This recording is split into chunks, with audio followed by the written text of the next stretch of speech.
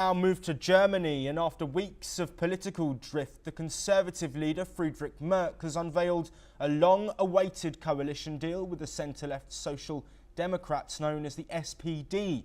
The agreement sets Merz on course to become Germany's next Chancellor following February's election, where his CDU party fell just short of a majority. The coalition aims to kickstart growth in Europe's largest economy amid rising fears of a global recession and escalating trade tensions driven by US tariffs. Key pledges include tax cuts for middle and lower income earners, cheaper energy and ramped up defence spending. A tougher migration stance and support for Ukraine's NATO bid also feature in the deal. Merz sent a clear message to Washington, declaring Germany is back on track. Let's listen to what was said. The key message to Donald Trump is Germany is back on track. Germany will fulfill the obligations in terms of defense, and Germany is willing to strengthen their own competitiveness. And that is not just Germany, that is Europe. The European Union and Germany will be again a very strong partner within the European Union, and we will bring the European Union. Now, the deal must pass internal party approvals before Merz can take office. A new poll is showing the far-right AfD leading by a point, suggesting he'll face serious headwinds from day one.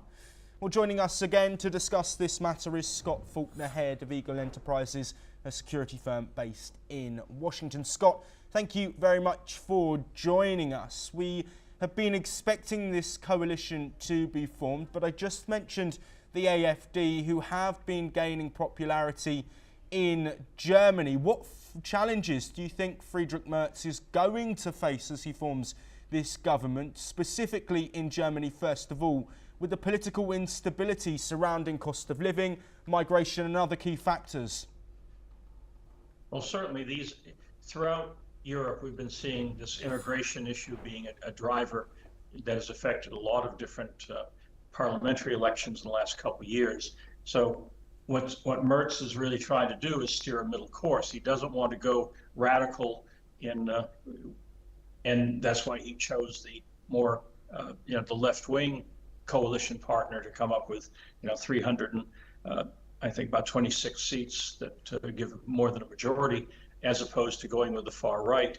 And so once again, we're back to the issue of, can you steer a course that is more centrist when you have radicals who are raising, in some cases, very legitimate concerns about immigration and some of the other issues? I mean, I think, on a broader scale, as America steps back in some parts of the world, especially in Europe and NATO, and looking upon the key allies of England, France, and Germany to take the lead in the security and economic vitality of Europe, these coalitions and these policies become even more important on a global scale than if America was still kind of a dominant player on that continent. So it's going to be interesting to see how Merz steps forward into this broader spotlight.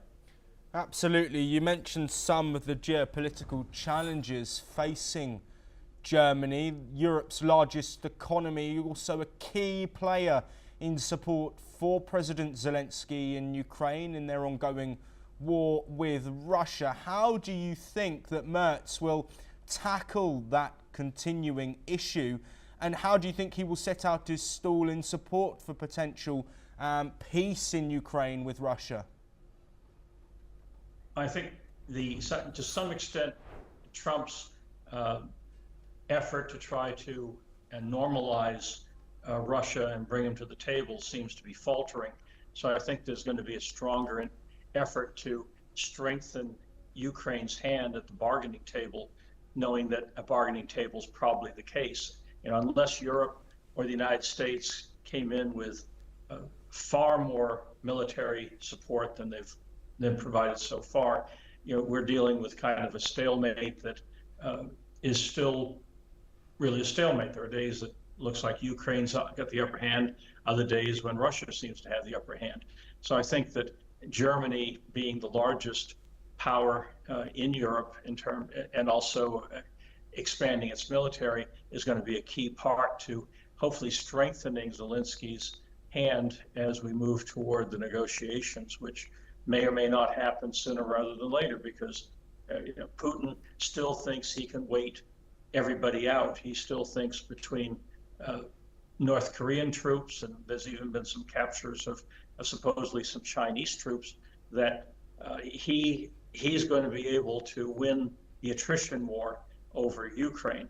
And so we need to find some way to bring Putin into the reality that he's got to cut a deal, because he's never going to win.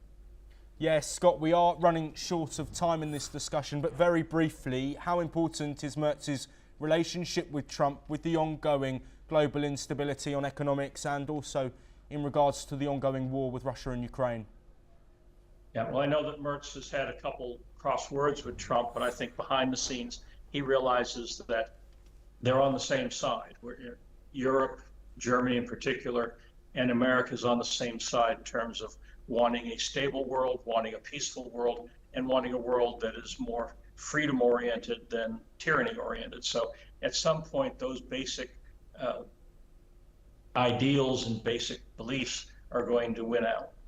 Scott Faulkner, thank you very much for your time and also for your insight. We do move on, and US President